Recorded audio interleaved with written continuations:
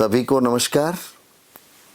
मैं doctor C K टिम्बाडिया, कुलपति गुजरात प्राकृतिक व सेंद्रीय कृषि विश्वविद्यालय गुजरात में कार्यरत हूँ।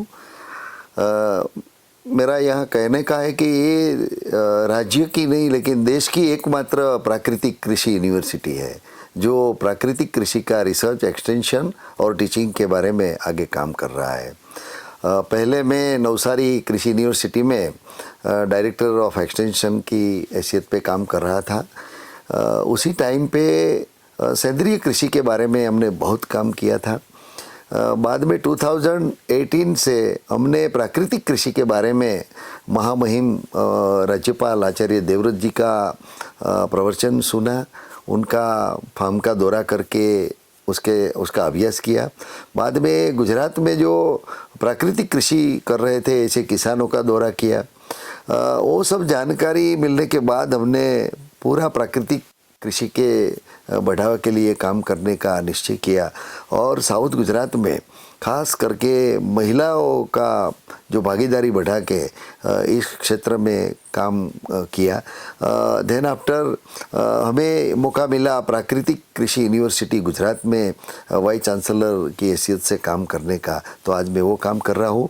यहाँ पर आज मैनेज की ओर से हमें एक मौका मिला है एक्सटेंशन अप्रोचेस यानी कि विस्तार दृष्टिकोण के बारे में, खास करके प्राकृतिक कृषि का बढ़ावे के लिए क्या अप्रोच होना चाहिए और एक्सटेंशन का जो फील्ड है उसमें कैसे ट्रांसफॉर्मेशन का जो काम है ये यूज़फुल हो सकता है। यहाँ पर मैं एक बात ज़रूर बताना चाहता हूँ कि उसमें भी आईसीटी एंड सोशल मीडिया उनका प्रयोग करके नेचुरल फार्मिंग का बढ़ावा हम कैसे कर सकते हैं उसके बारे में हम आपके साथ थोड़ी चर्चा करेंगे। प्राकृतिक कृषि का विस्तार दृष्टिकोण से कैसे बढ़ावा हम कर सके वो बात करने से पहले मैं ज़रूर प्राकृतिक कृषि के बारे में थोड़ी बात करना चाहता हूँ। यहाँ पर प्राकृतिक कृषि की ज़रूरत क्या है वो हम सब लोग जानते हैं। आज चारे ओर बीमारियाँ फैली हुई है। लोगों की जो शारीरिक क्षमता से लेके पर्यावरण की बात करें, अपनी भूमि की बात करें, पानी की बात करें, फसल की बात करें, फसल का जो खर्च है और आमदनी की बात करें, लागत की बात करें और फसल जो उत्पादन करते हैं उनका जो पोषण का मूल्य उसमें जो छुपा हुआ है उनकी बात करें, तो केमिकल फार्मिंग की वजह से आज कहीं न कहीं ये जो आहार है उसमें और उनके हिसाब से आज समाज में जो विपरीत स्थितियाँ सामने आ रही है वो हमारे लिए एक बहुत बड़ा चैलेंज है। भारत की जो बात करें तो पुरातन भारत में जो खेती हो रही थी, जो कृषि हो रही थी, उसमें ज़रूर हम विश्व में मार्गदर्शित करें वही स्थान पे हम पहले थे। यदि उनका अभ्यास किया जाए तो उसमें कहीं न कहीं प्राकृतिक कृषि की बात आ रही है। हमने जो पढ़ा, हमने जो जानकारी प्राप्त किया, तो पहले हम पूरे विश्व को कृषि सिखा सके इस प्लेटफॉर्म पे थे।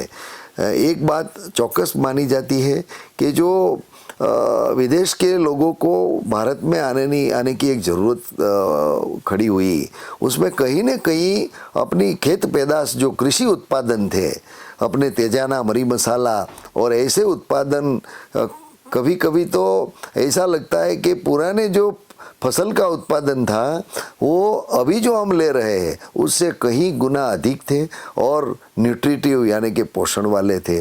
तो ये सब जानकारी लेके और अभी के जो माहौल, अभी जो हम फेस कर रहे हैं, जो प्रश्न हमारे सामने है 100 साल की आयु में और आज हर घर बीमारी, आज हम देख रहे हैं 100% सदस्य अपने जो फैमिली है, कुटुंब है, उनके कोई तंदुरुस्त नहीं है, किसी को एक को दवाइयाँ लेनी पड़ती है और खेती खर्च भी, कृषि का जो खर्च है, लागत है, वो भी बढ़ता जा रहा है।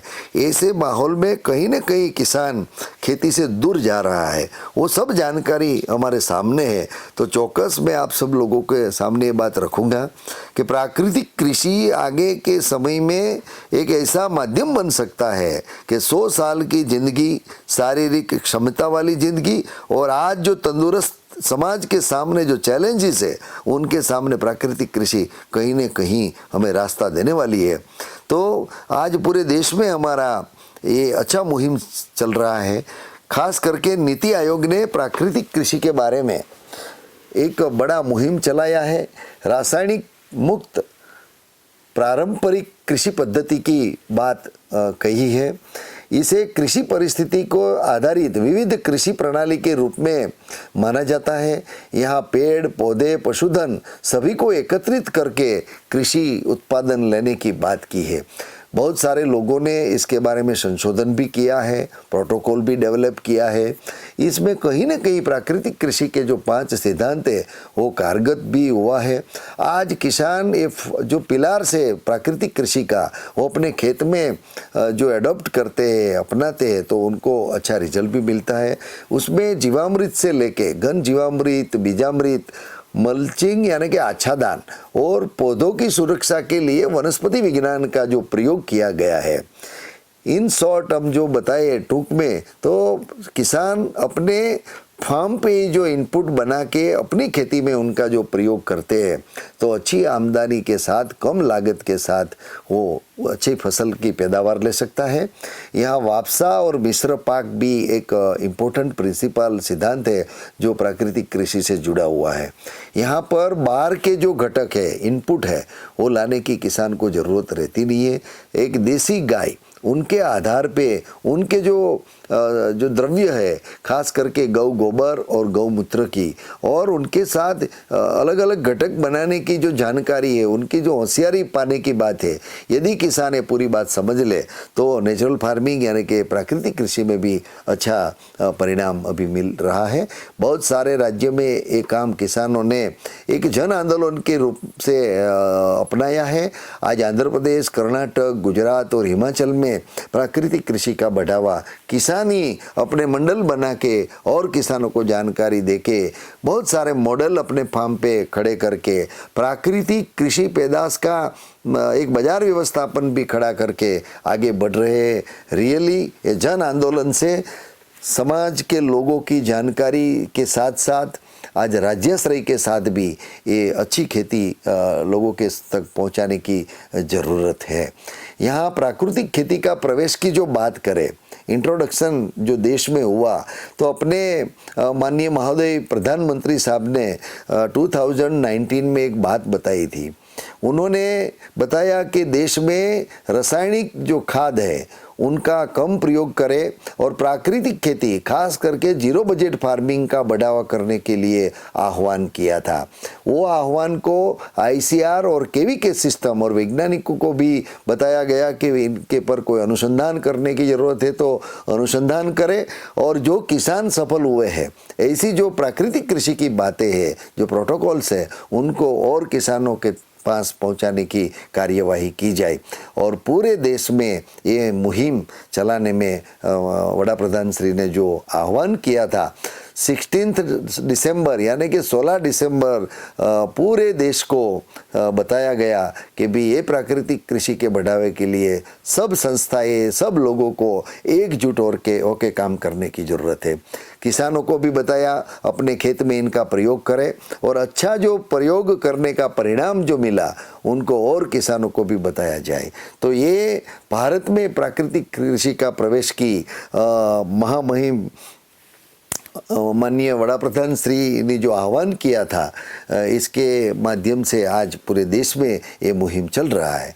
इनके लिए बजट का भी प्रावधान किया गया, बहुत सारी योजनाएं भी बनी। खास करके वड़ा प्रधान साहब ने गंगा नदी के किनारे 5 किलोमीटर के जो कॉरिडोर है उस पर प्राकृतिक कृषि का ही मुहिम आगे बढ़ाया जाए, उनका आह्वान किया। उनके हिसाब से बहुत सारा इलाका आज प्राकृतिक कृषि की ओर बढ़ रहा है। प्राकृतिक कृषि में शून्य बजट और जैविक खेती, आधुनिक कृषि, मूल्यवर्धन और प्रबंधन की ज़रूरत को भी पूरा करने के लिए राज्यों को, कृषि विश्वविद्यालयों को पाठ्यक्रम बना के आगे बढ़ने के लिए भी प्रोत्साहित आज किया गया है, और ये सब प्रक्रियाएं अभी आगे बढ़ रही है। यहाँ पर मैं चौकस बात करूँगा, ये बीपीकीपी जो भारतीय प्राकृतिक कृषि पद्धति, पहले पीकेवीवाई स्कीम को लॉन्च किया गया था, बाद में बीपीकेपी के माध्यम से क्लस्टर बना के वो एरिया के जो किसान हैं उनको किसी कैपेसिटी बिल्डअप करके प्राकृतिक कृषि का मार्केटिंग तक का कहीं न कहीं जो प्लेटफॉर्म बनाया जाए, इस पर मीन्स प्रोत्साहित किया गया। बीपीकेपी की उपलब्धियां भी मिली, फंड भी रिलीज हुए और बहुत सारे स्टेट में इसमें काम करना शुरू किया। आज मेरे को गौरव हो रहा है, बहुत सारे स्टेट आज प्राकृतिक कृषि को किसानों तक पहुंचाने के लिए काम कर रहा है। आईसीआर ने आरएनडी और एक्सटेंशन के लिए भी अपने जो नेटवर्क है उसमें बहुत सारे प्रावधान किया। उन्होंने भी जो स्नातक अनुस्नातक कक्षा के जो सिलेबस है उसमें प्राकृतिक कृषि का सिलेबस बने, उनका भी प्रावधान किया और आज वो सभी सिलेबस पूरा होने पे है। और अगले समय में अपनी जो ये सिस्टम है, एजुकेशन सिस्टम, उसमें भी ये कहीं न कहीं आगे बढ़ेंगे। यहाँ पर सभी केवीके को प्राकृतिक खेती पर मॉडल प्रदर्शन फार्म पर करने के लिए भी सूचित किया गया है। प्राकृतिक खेती पर अनुसंधान को भी शामिल करने के लिए कृषि यूनिवर्सिटी और आईसीआर ने अपने संशोधन केंद्र है उनको भी सूचन किया गया है। तो सभी आईसीआर अनुसंधान संस्थानों और यूनिवर्सिटियों, राज्य कृषि यूनिवर्सिटी को प्राकृतिक खेती पर शोध कार्य शुरू करने का भी निर्देश दिया गया है। भारतीय सरकार का जो प्राकृतिक कृषि विभाग है, कृषि एवं कल्याण किसान कल्याण विभाग, उन्होंने भी डायरेक्ट बहुत सारी स्कीम नीति आयोग के माध्यम से भी और अपने विभाग से भी बहुत सारी स्कीमों को लॉन्च किया है। आरकेवीवाई के माध्यम से भी आज प्राकृतिक कृषि के बढ़ावे के लिए राष्ट्रीय मिशन को भी सैद्धांतिक मंजूरी दी गई है। तो प्राकृतिक कृषि को बढ़ावे के लिए बहुत सारा कोशिश अपने देश में हायर अथॉरिटी से लेके लोअर तक अभी पहुंच चुका है और खास करके नेशनल मिशन भी गठित किया गया है। यहाँ पर लाभार्थियों के 5 किस तरह पहुंचा जाए, उनका टारगेट भी फिक्स किया गया है कि 15 लाख से अधिक किसान सीधे और कहीं न कहीं अन्य के साथ से राष्ट्रीय मिशन या राष्ट्रीय आंदोलन में जुड़ना चाहिए। यहाँ मैं चौकस आपसे बात करूँगा कि भारत सरकार के जो कृषि और किसान कल्याण विभाग है, उन्होंने मिशन मोड एक कामगिरी हाथ में लिया है। यहाँ प्रमाणन सचिवालय के रूप में भी एक विभाग को राष्ट्रीय केंद्र की स्थापना की है। पूरे देश में 4 से 425 कृषि विज्ञान केंद्रों को भी चुना है और प्राकृतिक कृषि का प्रमोशन के लिए, बढ़ावे के लिए उनको भी तैनात किया है। यहाँ पर 20,000 से अधिक ग्रामीण युवाओं को 4 साल में तैयार करके एक प्राकृतिक कृषि के बढ़ावे के लिए राष्ट्रीय मिशन के अंतर्गत हमें उनको तैयार करने का है। तो बहुत सारी प्रक्रियाएं अभी पूरे देश में चल रही है। तो ये सभी जो मिशन मोड एक्टिविटी और एक्सटेंशन एक्टिविटी जो चल रही है, उसमें एक्सटेंशन अप्रोच का बहुत बड़ा रोल रहता है। यहाँ पर मैं बताना चाहता हूँ कि यदि हमने सही जगह पे सही अप्रोच को चुना तो हमें बहुत सारा रिजल्ट अच्छा मिल सकता है। तो एक्सटेंशन अप्रोच ये एक ऐसी सिस्टम है कि दृष्टिकोण प्रणाली के लिए एक सिद्धांत की तरह है, जो प्रणाली के ऐसे पहलू को, इसकी संरचना, इसके नेतृत्व, इसके कार्यक्रम, इसके संशोधनों और इसके संबंधों के रूप में सूचित, उत्तेजित और निर्देशित करता है। एक्सिन नामना एक्सपर्ट ने बताया कि दृष्टिकोण प्रणाली के भीतर कार्य करने की शैली है वह ढोलकिया की तरह है, जो सिस्टम की सभी गतिविधियों के लिए गति निर्धारित करता है। हैंगमैन और अन्य लोगों ने बताया कि एक दृष्टिकोण की व्याख्या एक ऐसे तरीके के रूप में की जिसमें विभिन्न उद्देश्यों को पूरा करने के लिए विशिष्ट स्थिति में विभिन्न मार्गदर्शक सिद्धांतों को लागू करना किया जाता है। तो ये एक्सटेंशन अप्रोच का हम थोड़ा आज बात यहाँ पर करेंगे। तो यहाँ पर पब्लिक एक्सटेंशन की बात की गई है। पब्लिक एक्सटेंशन एक ऐसा अप्रोच है, उसमें गवर्नमेंट फंडेड जो इंस्टीट्यूशन है, संस्थाएं है, खास करके राज्य राज्य सरकार और केंद्र सरकार की संस्थाएं, भारतीय कृषि अनुसंधान परिषद और बहुत सारी कृषि विश्वविद्यालय है और सहकारी जो संगठनों है उनकी बात की है। उनके माध्यम से भी हम प्राकृतिक कृषि का बढ़ावा का बहुत सारा माध्यम किसानों तक पहुंचा सकते हैं। प्राइवेट एक्सटेंशन की जो बात करें तो यहाँ पर कहीं न कहीं प्राइवेट सेक्टर का इन्वॉल्वमेंट है। यदि उनकी ज़रूरत है और किसानों को अपनी कृषि में इनको जोड़ के प्राकृतिक कृषि के लिए मार्केटिंग के लेके उनका टेक्नोलॉजी ट्रांसफ़र का भी उसमें जो प्रोग्राम है वो प्राकृतिक कृषि का हो और प्राइवेट एक्सटेंशन के माध्यम से हो, ये भी एक अच्छा अप्रोच है। आज बहुत सारे प्राइवेट कंपनियां एंड कॉरपोरेट जो ग्रुप है वो कृषि के मीन्स संदर्भ में काम कर रही है, तो ऐसे समूहों को भी प्राकृतिक कृषि के लिए प्राइवेट एक्सटेंशन का भी एक अभिगम हम लागू कर सकते हैं। यहाँ पर निजी कृषि परामर्श की बात है। प्राइवेट एग्रीकल्चर कंसल्टेंट्स, बहुत सारे इलाके में ऐसे कंसल्टेंट्स जो काम कर रहे हैं उनका भी उसमें ज़रूरत होती है, उनका बिजनेस का बढ़ावा की भी बात होती है। तो ऐसे लोग प्राकृतिक कृषि का मुहिम लेके किसान तक पहुंच सकता है, किसान को मार्गदर्शित करते हैं, उनको बहुत सारी स्कीमों के बारे में भी जानकारी दे सकते हैं और यदि किसान को ज़रूरत है तो मार्केटिंग या बाजार व्यवस्थापन का भी उनको जोड़ सकते हैं। तो इस अप्रोच से भी बहुत सारे इलाके में काम कर सकते हैं। कृषि व्यवसाय फर्म, यहाँ एग्री बिजनेस जो फर्म्स है वो इनपुट डीलर्स के नाम के जाने जाते हैं।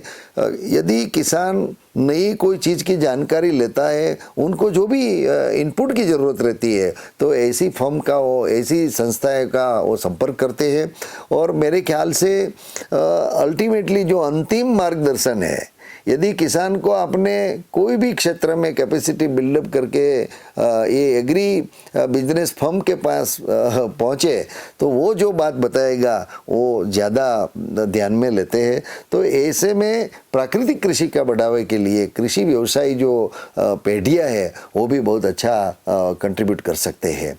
अनुबंध खेती यानी कि कॉन्ट्रैक्ट फार्मिंग, हम उससे जानकारी पाते हैं। यहाँ एस्यूर्ड मार्केट किसान को मिल सकता है, यहाँ पहले से फसल का दाम भी सुनिश्चित होता है, यहाँ पर उनको कितना खर्च होने वाला है वो भी बात है, अपने एरिया में किस तरह का पैदावार वो ले सकते हैं, इनके माध्यम से ऐसी संस्थाएं के साथ वो कॉन्ट्रैक्ट फार्मिंग के जरिए भी काम कर सकता है। तो ये अप्रोच भी नेचुरल फार्मिंग यानी कि प्राकृतिक कृषि के बढ़ावे के लिए एक्सटेंशन सिस्टम में फ़ायदेमंद होते हैं।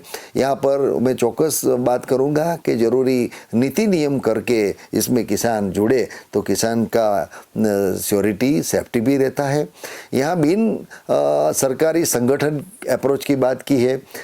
एनजीओ आज पूरे देश में फैली हुई है और गवर्नमेंट उनको फंड देते हैं, विदेश से भी फंड उनके पास आते हैं और ऐसे जो एनजीओ है वो नेचुरल फार्मिंग यानी कि प्राकृतिक कृषि का बढ़ावे के लिए डायरेक्ट अपने नेटवर्क के माध्यम से किसान के साथ जुड़ सकता है। मैं यहाँ एक बात बताना चाहता हूँ, national coalition for natural farming NCNF एक बड़ा संगठन आज बन चुका है जो बहुत सारी एनजीओ को साथ लेके नेचुरल फार्मिंग का प्रमोशन का काम पूरे देश में कर रहे हैं। वो ट्रेनिंग की बात हो, डेमोन्स्ट्रेशन की बात हो, बाजार व्यवस्थापन की बात हो, इसमें ये जो NCNF है आज इंटीरियर एरिया में भी उनका नेटवर्क बना के किसानों को संशोधन केंद्र के साथ, कृषि यूनिवर्सिटी के साथ, प्राकृतिक कृषि यूनिवर्सिटी के साथ भी जोड़ रहे हैं। तो एनजीओ का भी एक बहुत बड़ा रोल अप्रोच जो है एक्सटेंशन का, वो हमें मदद रूप हो सकता है।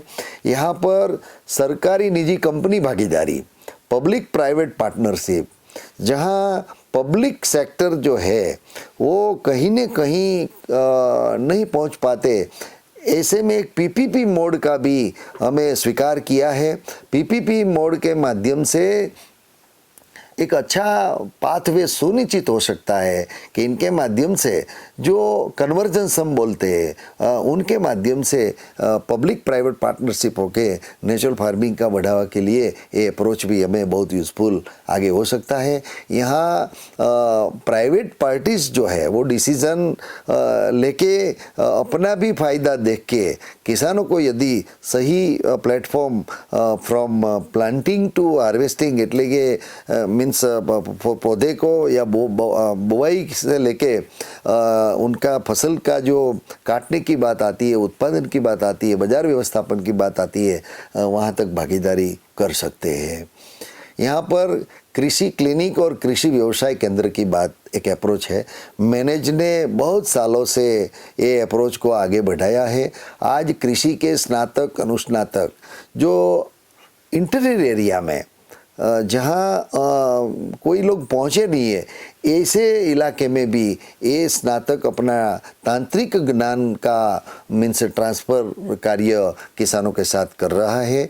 ऐसी एबीसी सेंटर है वो एक अच्छा ऋण मीन्स इलाके में पूरा नेचुरल फार्मिंग को बढ़ाने के लिए काम कर सकता है। तो ये अप्रोच आज किसानों के संपर्क से किसान को भी उस पर विश्वास संपादन होने से इस पर बहुत सारा डिसीजन मेकिंग प्रोसेस में उनकी असर रहती है। तो ऐसी एबीसी मैनेज ने जो बहुत सालों से डेवलप करके रखा है वो भी आज एक अच्छा अप्रोच रूरल इंडिया यानी कि ग्रामीण भारत में काम कर रहे हैं।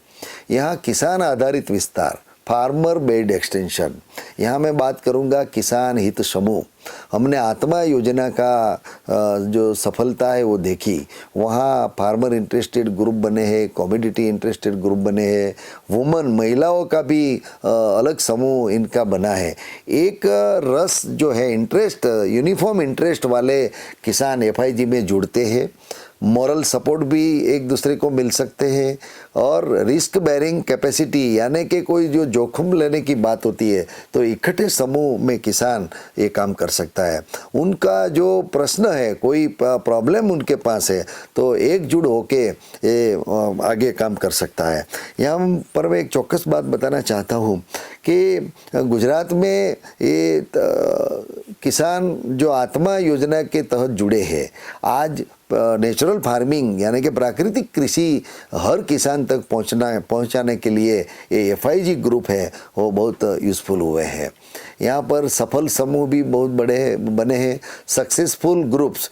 यहाँ पर मैं बताना चाहता हूँ मधुमक्खी डेयरी का ग्रुप बने हैं और सब्जी का भी बहुत ग्रुप बने हैं। अपने देश में कई इलाकों में अपने अच्छा नाम कमाया है। किसानों की आमदनी भी बढ़ी है। आज किसान खेती में अच्छी तरह से वो उसमें आमदनी ले रहा है।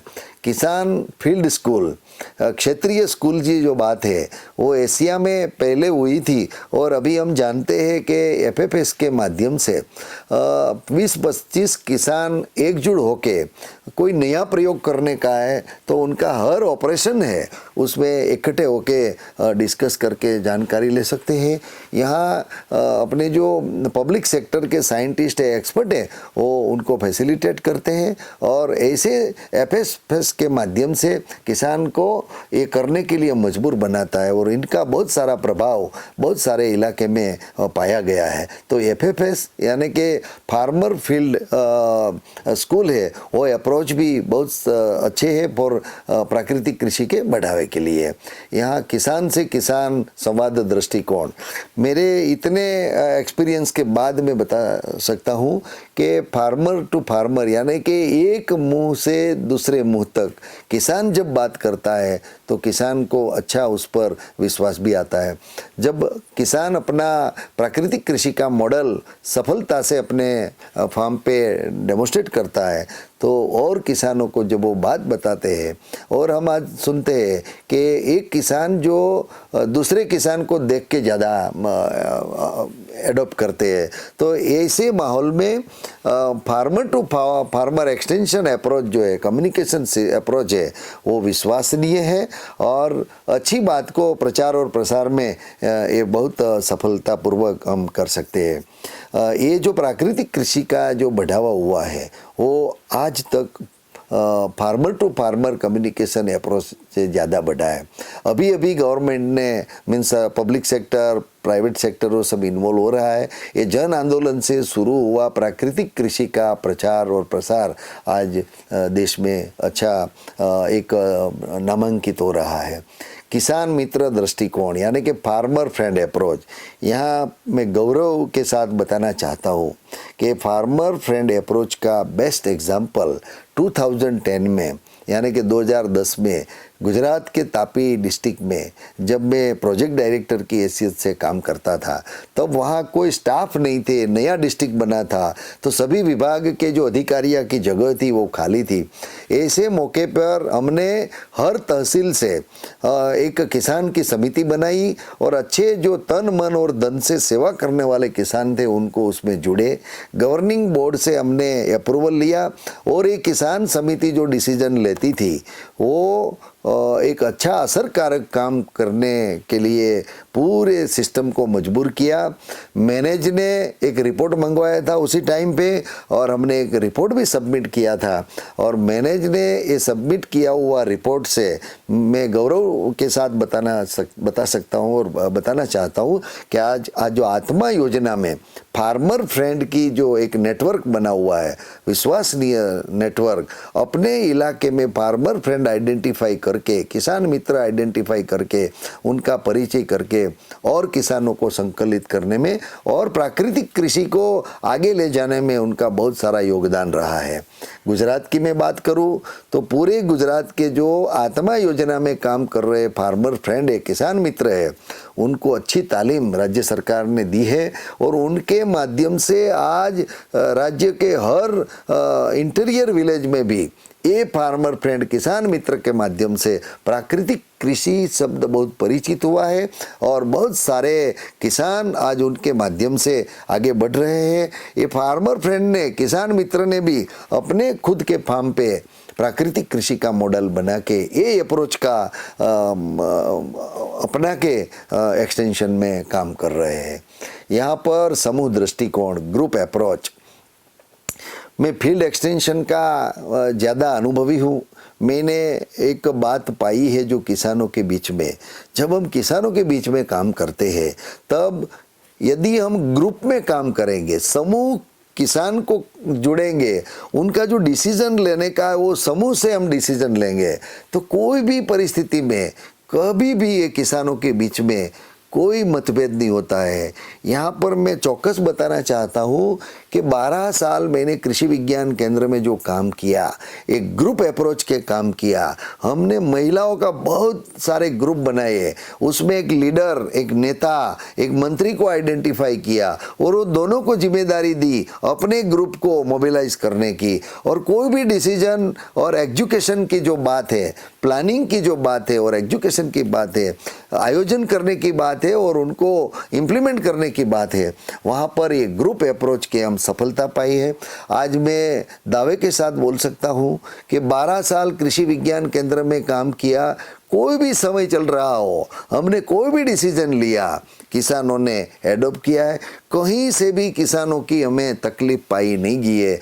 इस हिसाब से मैं बोल सकता हूँ कि जहाँ ग्रासरूट लेवल का हमारे पास कोई नेटवर्क नहीं है, उसमें हम ग्रुप अप्रोच से जो आगे बढ़े तो अच्छा काम कर सकते हैं। कृषि विज्ञान केंद्र नवसारी के माध्यम से आज हम 400 से अधिक एक ग्रुप बना के 20,000 से अधिक महिलाओं को जोड़ के नवसारी एग्रीकल्चर यूनिवर्सिटी की जो तकनीकी है उनका प्रचार और प्रसार का काम किया। आज प्राकृतिक कृषि में भी यही महिलाओं को हमने जोड़ा है। हमने इस ग्रुप अप्रोच से आज जो प्राकृतिक कृषि करने के लिए महिला जुड़ती है, उनको गाय की जो कमी है तो हम गाय की बछड़ियाँ भी उनको देते हैं। आज बहुत सारे महिलाएं ग्रुप में हमारे साथ आती है और एक ग्रुप में से 2 महिला सिलेक्ट करते हैं, पसंद करते हैं और ये 2 महिलाओं को हम गाय की बछड़ियाँ देने के लिए कहीं न कहीं किसी संस्थाओं को जोड़ के काम कर रहे हैं। तो ग्रुप अप्रोच से प्राकृतिक कृषि बढ़ावा के लिए भी हमें बहुत सारा फायदा हुआ है। तो ये पहलू, ये जो अप्रोच है वो कहीं न कहीं जो आज हमें स्टाफ की तंगी की बात करते हैं तो किसान का ग्रुप बना के उसमें से हम अच्छे लीडर को आइडेंटिफाई करते हैं, तो ये सब लोग हमारे लिए काम करते हैं। तो ये ग्रुप अप्रोच भी एक अच्छा अप्रोच एक्सटेंशन में पाया गया है। यहाँ मैं बात करूँगा अदर वैल्यूएबल अप्रोचेस, कृषि प्रणाली दृष्टिकोण, फार्मिंग सिस्टम अप्रोच, जो किसान अपने विस्तार में, अपने परिप्रेक्ष्य में, अपने पर्यावरण में, अपनी ज़मीन, अपना पानी, अपना खेती की जो पद्धतियाँ हैं, वो इलाके में यदि फार्मिंग सिस्टम को साथ में रख के आगे बढ़े तो उनको प्रकृति का भी सपोर्ट ज़्यादा मिलता है। तो ये FSA सिस्टम से भी हम किसानों को ज़्यादा विश्वास दे सकते हैं और यहाँ अनसक्सेसफुल यानी कि असफलता का जो रैंक है वो कम आता है। ये दृष्टिकोण भी अच्छा एक अप्रोच है। यहाँ पर मास मीडिया दृष्टिकोण, यहाँ मास मीडिया अप्रोच, हम जानते हैं कि किसी भी कोई मैसेज या तो इन्फॉर्मेशन हमें बहुत सारे लोगों को पहुंचाने का है तो टीवी, इलेक्ट्रॉनिक मीडिया, इसमें बहुत सारा योगदान है। मैं तो वहाँ तक बताता हूँ कि न्यूज़पेपर का बहुत बड़ा रोल है। आज न्यूज़पेपर हर गांव तक पहुंचता है। न्यूज़पेपर में यदि जो इन्फॉर्मेशन इनके बारे में गई, सक्सेसफुल यानी कि सफलता पाए हुए किसानों की सफल स्टोरी, तो आज गांव के किसानों तक ये माहिती जरूर पहुंचती है। ये बहुत बड़ा माध्यम है न्यूज़पेपर एंड इलेक्ट्रॉनिक मीडिया। आज हर घर टीवी है, हर घर न्यूज़पेपर जाता है। इनके माध्यम से हम ये जो प्राकृतिक कृषि है उनको ज़रूर बढ़ा सकते हैं। ये भी अच्छा एक इम्पोर्टेंट अप्रोच है। यह मैं कहना चाहता हूँ, आज बहुत सारे न्यूज़पेपर कृषि की बात को बढ़ाने के लिए अपने जो जगह स्पेस है वो अलॉट करते हैं, अपने न्यूज़पेपर में स्पेस अलॉट करते हैं। हर वीक, हर महीने इनके बारे में बहुत सारी इंफॉर्मेशन है वो प्रिंट होती है और किसानों तक पहुंचती है। तो ये अप्रोच भी एक बहुत सारा अप्रोच है। यहाँ मार्केट लेड एक्सटेंशन की मैं बात करूँगा। बाजार यदि एस्योर्ड यानी कि चौकस बाजार जो किसान को मिलता है तो किसान आज वो लागत करके उनका कैलकुलेशन करके वो फसल का पैदावार लेने के लिए राजी हो जाता है। और बाजार यदि उनको एस्योर्ड मिला तो अपने किसान में वो शक्ति, वो ताकत है, वो कोई भी जोखम लेके आगे बढ़ना जरूर चाहेगा। आज मार्केट की हिसाब से बाजार व्यवस्थापन में कहीं ना कहीं किसान को अच्छी आमदनी नहीं हो रही है, इसीलिए वो पीछे और खेती को छोड़ रहे हैं। लेकिन यहाँ पर मार्केट लेड एक्सटेंशन में अच्छा बाजार मिलने से, ये अप्रोच से किसान बहुत सारा प्राकृतिक कृषि का भी काम करने के लिए तैयार हो जाता है। यहाँ डायनेमिक मार्केट इंफॉर्मेशन की जो बात है, यहाँ पर मैं बताऊंगा कि तमिलनाडु कृषि विश्वविद्यालय ने एक गतिशील बाजार सूचना जो नामक एक अग्रणी परियोजना चालू की थी, उनका बहुत सारा अच्छा रिजल्ट मिला था। पार्टिसिपेटरी ये जो अप्रोच है, सहभागी दृष्टिकोण, वो भी किसानों के लिए समूह में काम करने के लिए प्रभावित करता है। और समूह में यदि काम किया गया तो मेरा मानना है कि फार्मर की ओर से भी चीटिंग यानी कि कभी कभी जो हम बोलते हैं कि किसान उसमें चीट करते हैं, वो भी कम होते हैं। मैंने ग्रुप अप्रोच और पार्टिसिपेटरी अप्रोच में जो पता अपने फील्ड में काम किया, ये फील्ड में मैंने पाया कि किसान गलत नहीं कर सकता। समूह में जब काम करते हैं तो एक किसान जो गलत करता है तो उनका इंफॉर्मेशन जरूर उनका जो संकलनकार है उनको दे देते हैं।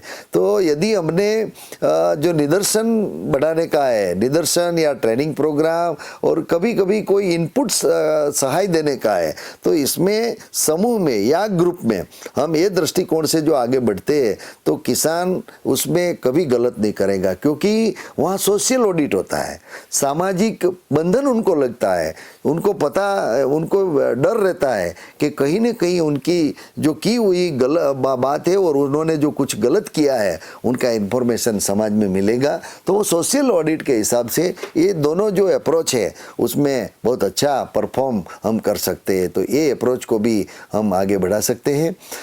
यहाँ पर परियोजना दृष्टिकोण, प्रोजेक्ट अप्रोच, कभी कभी इसमें बहुत सारा इन्वेस्टमेंट की ज़रूरत पड़ती है, सरकार को भी उसमें बहुत सारा क्या बोले प्रयत्न करना पड़ता है। मिशन मोड जब हम काम करना चाहते हैं तो ये प्रोजेक्ट अप्रोच बहुत यूज़फुल होते हैं, टाइम बाउंड होते हैं, लोकेशन स्पेसिफिक होते हैं और ये प्रोजेक्ट अप्रोच से हम वहाँ एक अलग ही रिजल्ट पाते हैं। तो इनके माध्यम से दूसरे इलाके में भी उनका रेप्लिकेशन या तो उनका दूसरा स्वरूप मॉडिफिकेशन के साथ हम आगे ले जा सकते हैं। तो प्रोजेक्ट अप्रोच भी नेचुरल फार्मिंग के लिए बहुत यूज़फुल होते हैं। मैं आज बताना चाहता हूँ आंध्र प्रदेश में जर्मन गवर्नमेंट का सपोर्ट लेके प्राकृतिक कृषि के बढ़ावे के लिए नीति आयोग का सहयोग से एक प्रोजेक्ट अप्रोच के माध्यम एक्सटेंशन माध्यम से आज काम हो रहा है। बहुत सारे स्टेट में राज्य सरकार भी प्रोजेक्ट अप्रोच से किसानों को जल्दी प्राकृतिक कृषि की ओर बढ़ाने के लिए आज प्रयत्नशील है। यहाँ पर साइबर विस्तार हमने भूमि पे सब प्रयत्न कर लिया, बहुत सारे अप्रोच मैंने आपके साथ चर्चा किया, वो सभी का प्रयोग हमने कर चुके, लेकिन उसमें कहीं न कहीं आकाश साइबर का जो एक्सटेंशन है उनका यदि हम प्रयोग करें तो बहुत कम समय में कम खर्च में हम बहुत सारे लोगों के तक पहुंच सकते हैं। तो ये साइबर एक्सटेंशन है उनके बारे में भी हमें जानकारी, और मैं जानता हूं कि आज पूरे देश में आज बहुत सारे लोग साइबर एक्सटेंशन का उपयोग अपनी अपनी व्यवसाय में कर रहे हैं, कृषि में भी आज कर रहे हैं। आज अनपढ़ किसान जो है वो व्हाट्सएप के माध्यम से, यूट्यूब के माध्यम से, फेसबुक के माध्यम से नई नई माहिती संपादन करता है, उनका प्रयोग करते हैं, और जो कर रहा है उनका संपर्क करके भी वो जानकारी लेके रिस्क कम करके वो आगे बढ़ रहा है। तो साइबर एक्सटेंशन भी बहुत सारा मीन्स इम्पोर्टेंट एक अप्रोच एक्सटेंशन में है। यहाँ पर मैं ज़रूर आगे बढ़ूँगा कि अपने जो देखा कि भी बहुत सारा एक्सटेंशन अप्रोच है, ये अप्रोच में अभी आईसीटी एंड सोशल मीडिया कैसे हमें यूज़फुल हो सकता है। तो सूचना और संचार प्रौद्योगिकी आज इनका बहुत बड़ा रोल है। हम डे टू डे, और मैं तो वहाँ तक आप लोगों को बताना चाहता हूँ कि आज सब सुबह हम जब जागते उठते वहाँ से लेके हम शाम तक, रात्रि को जब सोते हैं तब तक ये आईसीटी का उपयोग हम करते हैं। वो अलग अलग फील्ड में उपयोग होता है। यहाँ पर मैं जानकारी ये देना चाहता हूँ कि प्राकृतिक कृषि को यदि हम बढ़ावा करना चाहते हैं तो ये आईसीटी और सोशल मीडिया में बहुत सारा यूज़फुल हो सकता है। यहाँ बहुत सारा आईसीटी एंड सोशल मीडिया की जानकारी देने के लिए मैंने थोड़ा बात आपके सामने रखने का प्रयत्न किया है। हम यहाँ पर देखेंगे इंफॉर्मेशन, कम्युनिकेशन टेक्नोलॉजी, माहिती यानी कि ज्ञान, उनका यदि हमें जो बढ़ावा करने का है तो कम्युनिकेशन यानी कि प्रचार, संचार, एक आदमी के पास से लेके दूसरे तक ये कैसे बढ़े, उनके बारे में क्या टेक्नोलॉजी हो सकती है, उनके बारे में थोड़ी हम चर्चा करेंगे। प्रसारण, दृश्य श्राव्य प्रौद्योगिकी की आप सब लोगों को जानकारी है। यहाँ रेडियो, टेलीविज़न, प्रोजेक्टर, बहुत पुराने ज़माने में पक्षियों का प्रयोग किया जाता था। एक पक्षी का प्रयोग चिट्ठी भेज के दूसरे इलाके में इंफॉर्मेशन देते। आज हम कहाँ पहुँच गए, तो रेडियो टेलीविज़न भी आज कॉमन हो गया है। मेरे ख्याल से रेडियो भी आज कम हो रहा, उपयोग हो रहा है, लेकिन इंटीरियर जो विलेज है जहाँ हम नहीं पहुँच सकते वहाँ रेडियो पहुँच सकता है। और आज इससे भी आगे कंप्यूटर प्रौद्योगिकी दूरसंचार में आई है, आज टेलीफोन आया है। मैं बोलता हूँ मोबाइल आज तो बहुत कॉमन हो गया है। आज देश में कितने लोग मोबाइल का प्रयोग कर रहे हैं वो भी हम जानकारी लेंगे। यहाँ प्रिंट प्रौद्योगिकी जो बात है, बुलेटिन, न्यूज़लेटर, जर्नल, लिफलेट आदि, और ना अभी तो उनका भी डिजिटल फॉर्म आ गया है। तो ये सभी का प्रयोग यदि हम कहीं न कहीं नेचुरल फार्मिंग, प्राकृतिक कृषि के बढ़ावे में करें तो हम सही मॉडल भी डेवलप करके कम समय में कम खर्च के साथ माहिती का प्रचार एवं प्रसार कर सकते हैं। यहाँ पर इंफॉर्मेशन एंड कम्युनिटी टेक्नोलॉजी एक व्यापक शब्द है जिसमें कंप्यूटर हार्डवेयर और सॉफ्टवेयर भी शामिल है। डिजिटल प्रसारण और दूरसंचार प्रौद्योगिकी के साथ साथ वर्ल्ड वाइड वेब या सीडी रोम पर पाए जाने वाली इलेक्ट्रॉनिक सूचना भंडार है, इसमें भी अभी इनोवेशन हो रहा है। आज मैं तो मानता हूँ कि यहाँ आदमी सोचेगा और दूसरी जगह वो टेलीपैथी जो होती है, इस तरह का भी बात आगे हो सकती है। तो ये आईसीटी का जो अवसर हमें रियल में समझ के उनका उपयोग करना चाहिए और उपयोग किया जाता है। ये ऐसी तकनीक है, वो हमें जो प्रश्न है उनका जवाब के लिए हमें कहीं जाने की ज़रूरत रहती नहीं है। यहाँ पर हम देखेंगे, पहले हम कम्युनिकेशन जो करते थे कंप्यूटर से आगे आज जीपीएस तक हम पहुँच गए हैं। मोबाइल में भी पहले 1G से लेके आज 5G तक इतना स्पीड लोगों को चाहिए। आज किसी को वेट करना, राह देखना मंजूर नहीं है। तो किसान और सब लोग जब धीरे धीरे हम चलते थे, वहाँ से दौड़ के बाद में उड़ान भरने की भी कोशिश कर रहे हैं। तो यहाँ कहीं ना कहीं आईसीटी टाइमलाइन में भी बहुत सारा एडवांसमेंट हुआ है और आज हम नेचुरल फार्मिंग में उनका भी प्रयोग अच्छा कर रहा है। मैं यहाँ एक जानकारी देना चाहता हूँ कि अनपढ़ किसान भी आईसीटी के माध्यम से बहुत सारी बाबतों से अवगत होता है, जानकारी लेता है और अपने इलाके में उनको आगे बढ़ाने की भी कोशिश करता है। यहाँ देखें तो अपना जो पॉपुलेशन डेंसिटी है 1.39 बिलियन, उसमें कितने लोग आज इनका प्रयोग कर रहे हैं, आप ये सब फिगर देख के ज़रूर आश्चर्यजनक होंगे कि अपना पॉपुलेशन बहुत सारा 79% आज मोबाइल का उपयोग कर रहे हैं। तो ये बात अभी छुपी हुई नहीं है, हम सब जानते हैं। और पूरा जो वर्ल्ड है आज दुनिया की कोई भी जगह पे कुछ भी जो इवेंट या घटना बनती है तो 1 सेकंड में जानकारी मिल जाती है। तो ये कहीं न कहीं आईसीटी और कम्युनिकेशन जो मीडिया हमारे पास है, इनका रोल है। यहाँ पर देखें तो पहले पुस्तकों को पढ़ना पड़ता था, बहुत सारे ढेर सारे पुस्तकों के साथ हमें ज्ञान का सेंटर बनाना पड़ता था। आज एक सिंपली कंप्यूटर, मैं तो बोलता हूँ कि एक मोबाइल, सिंपली मोबाइल, वो इतना यूज़फुल हो रहा है। तो कहीं ना कहीं आईसीटी के बारे में जो ये ट्रांजिशन का पीरियड है उसमें बहुत सारा डेवलपमेंट हुआ है। यहाँ मॉडल भी बहुत सारा है। फार्मर पहले फेस टू फेस कम्युनिकेशन था प्राइमरी, आज देखो आईसीटी के टूल से हम कहाँ तक पहुँच गए हैं। एसएमएस और वीडियो जो डिजिटल प्लेटफॉर्म है उनका हम प्रयोग कर रहे हैं। तो ये सब एडवांसमेंट इसमें भी हुआ है। आईसीटी एक्सटेंशन एम्पावरिंग में फार्मर के लिए क्यों चाहिए, तो मेरे ख्याल से इसमें बताने की ज़रूरत नहीं है। आज किसान इनका कितना प्रयोग कर रहे हैं, हवामान की जो वेदर की इन्फॉर्मेशन है वहाँ से लेके जो फसलों के दाम हैं, कौन से इलाके में कौन सी मंडी में क्या प्राइस चल रहा है, कहाँ किसकी डिमांड है, ये सब एसेस करने के लिए कहीं न कहीं आईसीटी में उपयोगी है। फसल की खेती से संबंधित नई कृषि पद्धतियाँ पर सफल शोध के बावजूद अधिकांश किसानों को कई कारणों से ऊपरी बाध उपज नहीं मिल रही है। इनके लिए भी आईसीटी जरूर है।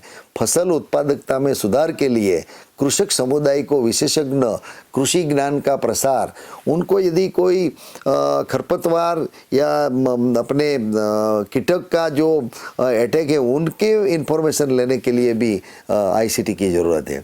इसका उद्देश्य विशेषज्ञ सलाह प्रदान करने के लिए है, जो विश्व बाजार में मांग के आधार पर विभिन्न प्रकार की फसल किस्मों की कटाई के लिए भारतीय किसान के लिए महत्वपूर्ण है। आज प्राकृतिक कृषि का जो बढ़ावा में बहुत सारी जो इन्फॉर्मेशन या माहिती की आदान प्रदान है, उनके लिए भी आईसीटी बहुत ज़रूरत है। इंफॉर्मेशन एंड कम्युनिकेशन टेक्नोलॉजी को यदि हम देखें तो आज वायरलेस सिस्टम हो गई है, पेपर की भी यहाँ ज़रूरत रहती नहीं है। और मोबाइल में भी इतनी सारी तरीक़ी का विकास हुआ है कि आज बहुत इजी हम अपनी अंगुली के जो अग्रभाग से हम इंफॉर्मेशन को एक्सेस कर सकते हैं। तो ये सब role of ICT in empowering farmer है। किसान को एक बार हम बताए तो पहले मैसेज, जो टेक्स्ट मैसेज थे, उनके माध्यम से किसान हवामान की माहिती, भाव की माहिती, अपने आम क्या बोले फसल का दाम की माहिती क्या वो ले सकते थे। आज आप देखो तो पूरा ग्लोबली एग्रीकल्चर की क्या सिस्टम अभी चल रही है, उनके बारे में भी आईसीटी किसानों को एम्पावरिंग यानी कि उनकी किसान कैपेसिटी बिल्डअप कर रहे हैं।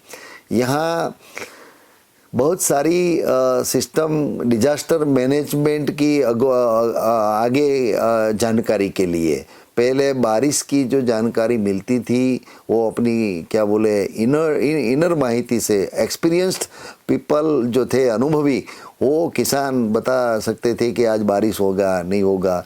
आज इनकी जानकारी भी ये माध्यम से हो रही है, खुशी की बात है। और अभी बहुत सही जानकारी, हम बहुत सारे प्रोजेक्ट, आई थिंक डामू प्रोजेक्ट के बारे में भी सब लोगों को पता होगा, देश में जो चल रहा है हर डिस्ट्रिक्ट में इनकी जानकारी के लिए ये सब आईसीटी के टूल पे ही डिपेंडेंट है, या तो उनका आधार लेके हो रहा है। तो यहाँ पर strategic approaches under ICT for empowering farmer के लिए भी बहुत सारा नेटवर्क है। Major components used for ICT initiative, आज हम देख रहे हैं एसएमएस से वेब पोर्टल और कियोस्क और बहुत सारी बातें इसमें मैं बताना चाहता हूँ। किसान मित्र आई खेडूत पोर्टल आज बहुत कॉमन हो गया है, किसान तक ये बात पहुंच चुकी है। किसान कॉल सेंटर, यहाँ किसान कॉल सेंटर तो किसान सुबह 6 से लेके रात को 10 बजे तक अपने खेती के लिए, कृषि के लिए इन्फॉर्मेशन पा सकता है।